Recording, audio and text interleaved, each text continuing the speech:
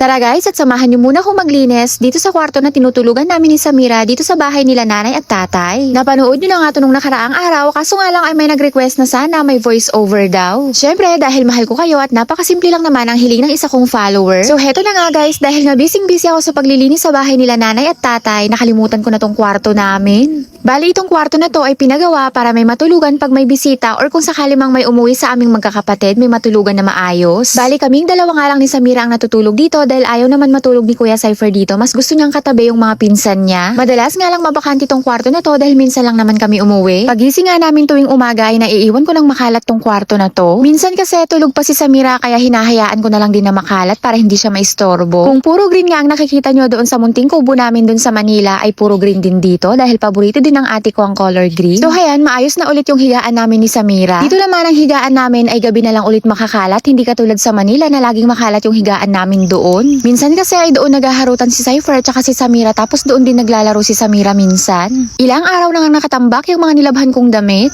Ngayon ko pa nga lang siya matutupi dahil nga ilang araw akong naging busy sa paglilinis sa bahay nila nanay. Ang hindi ko na nga lang nalinisan ay yung kwarto nila nanay at tatay. Bukas na nga lang iyon at dito na muna ako sa kwarto na tinutulugan namin ni Samira. Sino-sino na ang mga nakabakasyon sa inyo guys? Comment nyo naman kung saang probinsya kayo nakabakasyon ngayon. Sulit at may enjoy nga natin ang bakasyon ngayon dahil medyo mahaba-haba. July 29 pa ang balik ng pasok ng mga estudyante. Pagkatapos kong ang tupiin yung mga nilabhan kong damit nung nakaraang araw, isa-isa ko na rin kinuha at ilalagay ko na rin sa bag na lagayan namin. O baka hindi ka pa nakakapagtupi ng nilabhan mo, sign na rin to para magtupi ka na din. So hayan, yan nga lang ang lagayan namin ng damit at yan din yung dala namin galing ng Manila. Hindi naman na kasi ako nagdala ng mga damit kong pambahay. May mga damit pa naman ako dito na naiwan nung dalaga ako at kahit paano kasya pa din naman. Tapos humihiram na lang ako ng duster ni nanay. Hindi na din talaga ako nagdala ng maraming damit at wala naman akong balak gumala. Sabi ko nga susulitin ko ang oras sa paglilinis at pagliligpit kila nanay at tatay at maipagluto sila ng ulam. So hayan, marami nga kaming dalang mga fabric conditioner, sabon na powder na panglaba, mga sabong panligo at shampoo.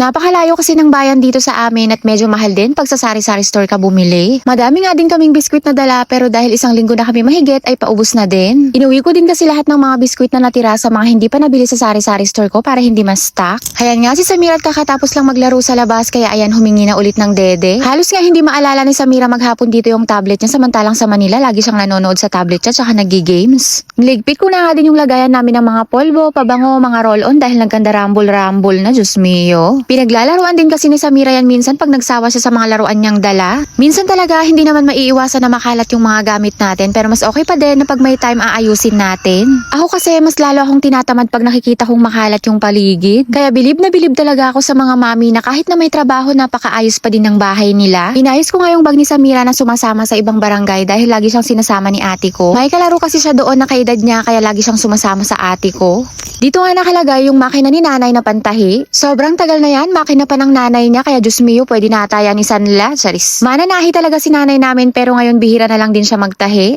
Matatapos ata ang buong bakasyon na puro paglilinis ang mga pinaggagawa ko sa buhay ko. Pagkatapos kong ligpitin yung mga gamit namin ay nagwalis-walis din ako. Isang linggo na nga rin kami mahigit dito at pinabayaan ko lang talaga na makalat tong kwarto na to dahil kami lang naman ang nandito. Inuna ko kasi talaga ipagligpit at ipaglinis sila ng kusina, sila nanay at tatay. May mga parcel pa nga akong dumating dito at dito ko na in-address kay tatay, hindi ko pa nga nabubuksan yung iba. May maleta pa nga si nanay na nakalagay dito at syempre mga abubot na naman ang laman dyan at gustong gusto ko na talagang itapon. Napakahilig kasi talaga ni nanay mag-ipon ng mga damit, hindi niya naman nasusuot lahat, Diyos mio. Binuksan ko na nga rin tong maliit na bintana para pumasok yung hangin at napakainit talaga dito sa amin dahil gitna ng bukid. Isang linggo pa nga lang kami dito mahigit pero Diyos mio, mga sunog na kami. Gaya ko nga lahat sa plastic yung mga nakuha kong kalat at ang iniwan ko lang yung mga alikabok at buhangin. Nagagalit kasi si tatay namin pag nagkalat yung mga plastic, mga kung ano-anong pinagkainan ng mga chichirya at biskwit. Ma-share ko na nga lang din sa inyo yung na-check out kong mini electric fan. Nag-check out nga ako niyan dahil napakadalas mag-brown out. Kakaiba nga dito sa amin kasi kahit tirik na tirik yung araw ay biglang nagba-brown out. Napakaganda nga ng mini electric fan na yan dahil pwede siyang gamitin habang nakasaksak sa power bank para mas matagal siya. Level 1 hanggang 3 na rin ang lakas ng hangin yan tapos na-fold din. Sa mga may gusto, ilalagay ko na lang yung link sa comment section. Yun lang muna guys for today's video.